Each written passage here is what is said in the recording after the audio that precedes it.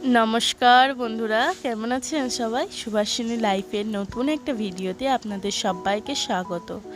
আজকের আমি চাউমিন বানাবো। চাউমিন বানানোর জন্য নিয়ে নিয়েছি গাজর কুচি, বিনস কুচি, ক্যাপসিকাম টুকরো টুকরো করে কেটে নিয়েছি, আর সঙ্গে আলু কেটে নিয়েছি কিছু, আর কাঁচা লঙ্কা নিয়েছি। কড়াইতে জল গরম করতে দিয়েছি, বেশ গরম হয়ে গেছে। এবার একটা পাত্রে গরম জল নিয়ে নিলাম, আর আমি এখানে 2 প্যাকেট চাউমিন নিয়ে নিয়েছি। তো এই চাউমিনটাকে এবার এই গরম জলের মধ্যে ভিজাতে দেব। দেখুন আমি এইভাবে চাউমিনটা ভিজাতে দিয়েছি, ঠিক 2 মিনিটের জন্যই এটা ভিজাতে দিলাম। এবার কড়াইতে সাদা তেল দিয়ে দেব বা রিফাইন অয়েল, আর ঠিক 2 মিনিট পরেই চাউমিনগুলোকে একবার দেখে নেবেন। এইভাবে একটু ভেঙে দেখবেন, বেশি নরম করবেন না, আর জলটা ঝরিয়ে নেবেন। এবার তেলটা গরম হয়ে গিয়েছে, এর মধ্যে বিনসগুলোকে দিয়ে দেব।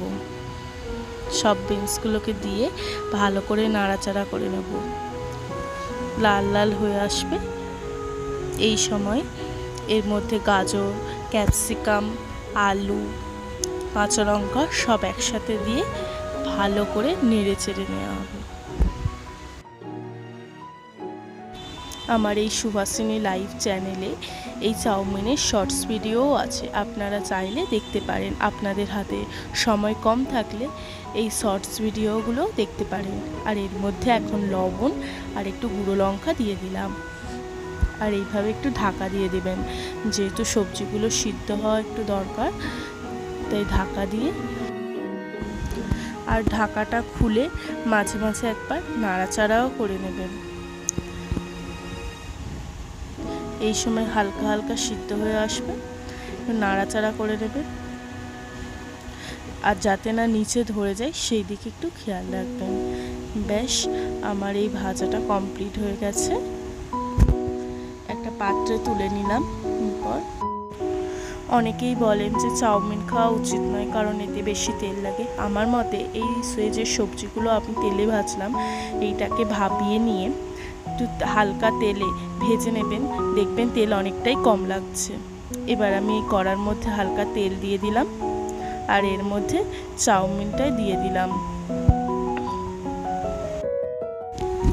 এবার এর উপর পরিমাণ মতন soya sauce, chilli sauce, red chilli sauce দিতে পারেন, গ্রিন চিলি সস দিতে পারেন। আমি এখানে গ্রিন চিলি সসটা ইউজ করেছি। আর কিষান টমেটো সস দিয়ে দিলাম।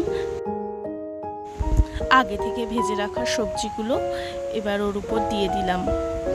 এবার এটাকে ভালো করে একটু নেড়ে চেড়ে নেব, যাতে চাউমিনগুলো জোটবদ্ধ অবস্থায় না থাকে, খুলে খুলে যায়, সেই রকমভাবেই নাড়াচাড়া করবেন। আর সঙ্গে একটু গোলমরিচ গুঁড়ো দিয়ে দিলাম। দেখুন কি সুন্দর ঝরঝরে হয়ে গেছে চাউমিনটা। এইরকমভাবেই একটু নেড়ে চেড়ে নেবেন। আর গরম গরম এই চাউমিন টমেটো সস দিয়ে সার্ভ করুন। আর ভিডিওটি যদি ভালো লেগে থাকে আপনারা অবশ্যই লাইক, কমেন্ট আর সাবস্ক্রাইব করবেন। Thank you for watching.